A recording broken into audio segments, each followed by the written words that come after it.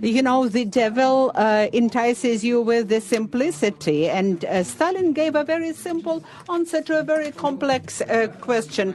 The world was exhausted, was scared after the end of World War II, and it seemed very clear who was the winner, who was the loser, and the overall European narrative looks like a myth, like a fairy tale, no matter how hard it is, but the good would prevail over the evil. So this fairy tale draw the framework or the boundaries within which the narrative of the Second World War was developed by Stalin and those who followed him. But we should not forget that the evil was defeated thanks to the alliance with another type of evil, right? Not only are we speaking about the Soviet Union, but also we're speaking about the events in Khartoum, and the Soviet Union said, do we need the truth or the allies? And they opted for the allies. And even though it seemed that we had overcome the evil, we turned a blind eye to this alliance with a different type of evil. And the totalitarian regime of the Soviet Union was allowed to commit crimes after the end of the Second World War, with complacency, with the acquiescence of the West. The Soviet Union continued to commit those crimes.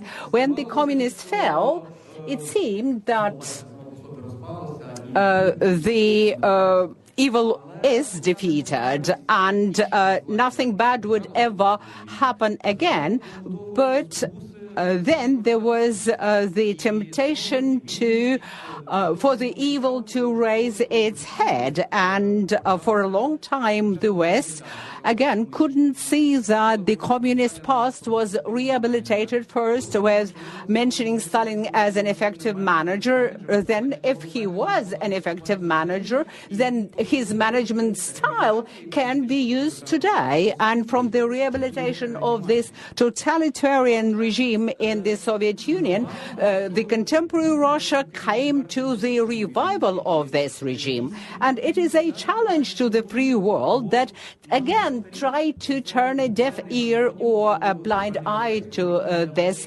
development. And that was an antonym to the European never again. They said we can repeat it. And for them, the collapse of the Soviet Union was the greatest tragedy and disaster of the 20th century. So Putin does want to speak about the reincarnation of the Russian Empire.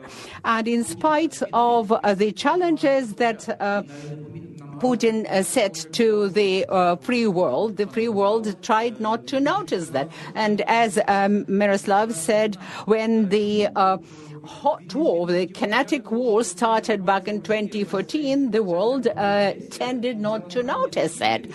And this, what we call Победобесие, that is the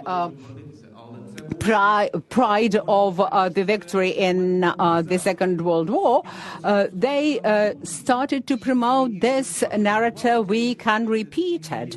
And they indeed kept militarizing themselves and militarizing the society in preparation for this war. And this war seems to be unavoidable.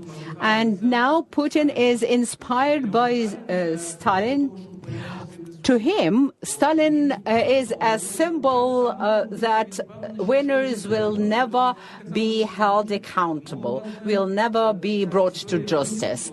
And the history of World War II, the memory of the Second World War should urge us to realize that the only guarantee that the Russian regime and Putin would be brought to justice is the victory of the armed forces of Ukraine. And the latter should not be the prosecutors, the judges, and the executors. They should bring this victory to fruition.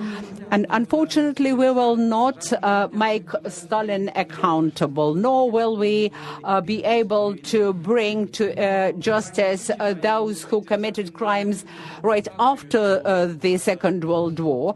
And perhaps if Putin is held accountable, then the world would realize that the evil has been punished.